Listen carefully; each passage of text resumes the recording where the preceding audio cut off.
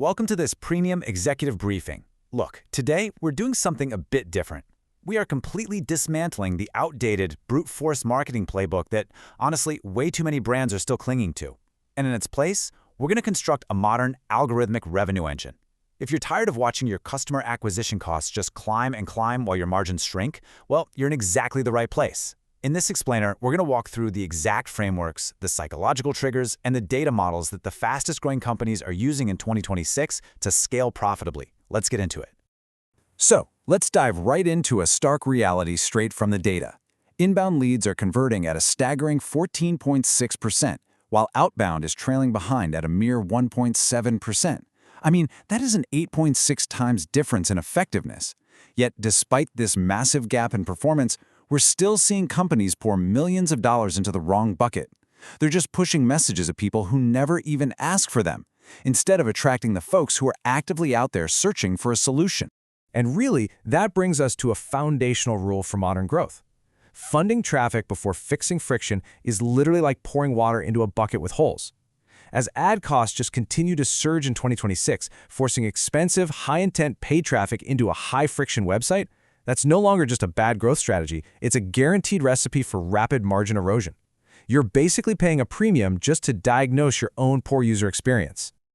Okay, let's move right into our first core section. Section 1, the new marketing reality, efficiency over spend.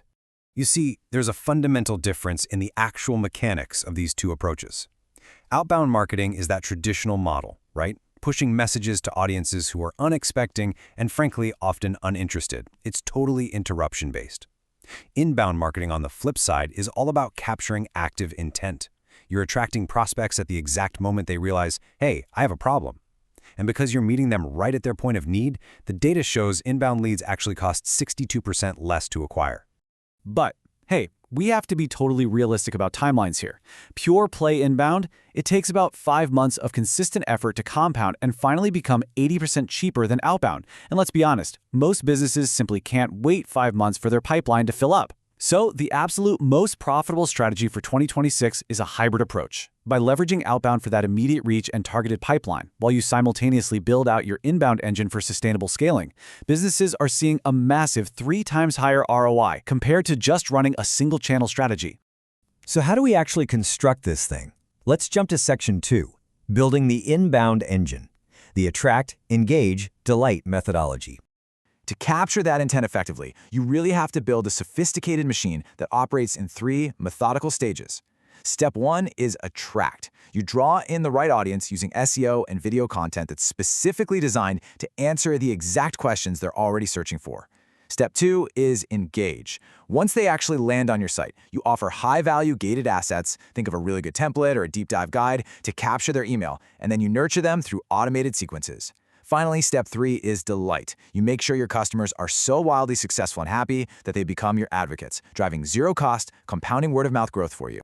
Let's look at a real-world application of this because this is fascinating.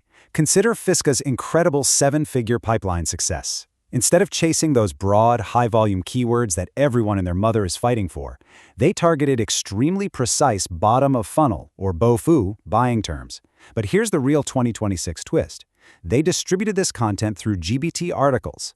Now, these are high-quality, human-written pieces that are specifically structured and formatted to be cited by AI models, like Claude and ChatGPT, whenever buyers ask those platforms for vendor recommendations.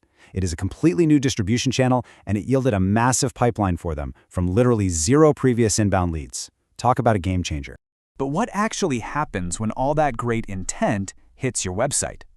That brings us to Section 3, optimizing for the click, the 2026 CRO stack. Now, I want you to really genuinely think about this for a second. Is your website actually advertising ready, or are you just paying to diagnose your friction? Because if your site isn't technically and psychologically prepared to carry the burden of a paid click, you aren't acquiring customers at all. You're merely paying the ad networks a premium just to expose exactly where your user experience fails. You see, paid traffic isn't neutral. It is highly concentrated intent, and it acts as a diagnostic tool. So the absolutely crucial point here is becoming truly advertising ready.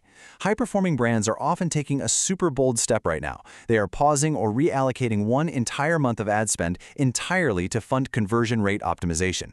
They're relentlessly reducing mobile cognitive load so that taking the next step is completely effortless. They're stripping out all checkout friction. They're gamifying free shipping thresholds to boost cart value. And they're deploying AI for behavioral continuity. Take Venus Fashion, for instance. They didn't just slap AI on their site to show random products. They used it to dynamically adapt post-purchase recommendations based on the exact fit and fabric a customer just bought. It naturally extends the buying momentum. To truly master that kind of conversion, we have to go a bit deeper. Let's look at Section 4, the psychology of conversion, the emotional drivers of purchase.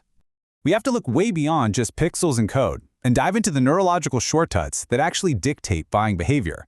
You see, every single transaction is fueled by emotion. And in marketing, this is primarily driven by two distinct triggers. The first is social image. This is how we desperately want our colleagues, our bosses, or our peers to perceive us. The underlying question is, will this software make me look like a pro to my board of directors? The second trigger is self-image. This is that internal desire to feel proud of who we are. It's asking, will this parenting course make me feel like the confident mother I really want to be? So how does this actually translate to your website copy? Well, consider a standard, sterile feature list that says something like, you get word-by-word scripts for handling objections. Let's be real, it's boring. It reads like a grocery list. Now, upgrade that to an emotional value proposition. Confidently and calmly handle any challenge, no matter what prospects throw at you. Do you see the difference there? You aren't selling scripts anymore. You're selling confidence. You're selling peace of mind. Shifting your copy to target these emotional triggers dramatically reduces the cognitive burden on the buyer. It just makes saying yes feel natural.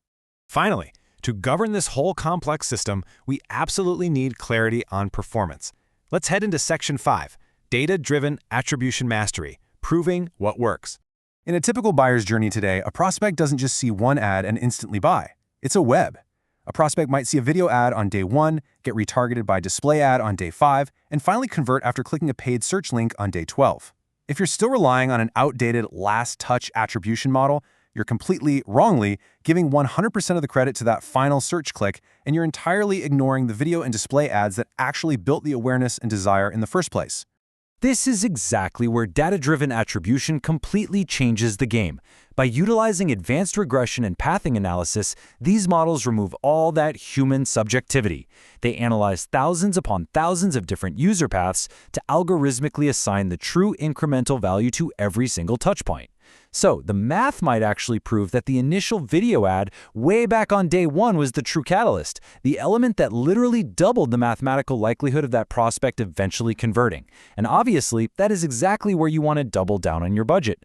But hey, we do have to be practical about how we use these tools in the real world. Because true algorithmic attribution requires massive data sets to be accurate, modern executives use a hybrid approach. They rely on the heavy, data-driven attribution models for their big monthly or quarterly strategic C-suite planning and budget allocations. Meanwhile, they're still utilizing those simpler, more subjective models, like Last Touch, to make rapid, day-to-day tactical shifts in their active campaigns. It's about using the right tool for the right job.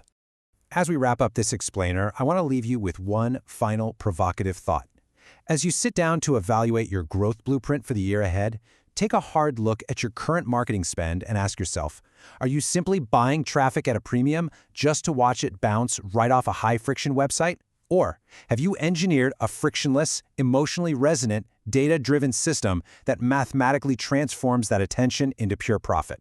The brands that win in 2026, they won't be the ones spending the most. They're going to be the ones removing the most friction before they spend a single dime. Thanks for joining me on this one.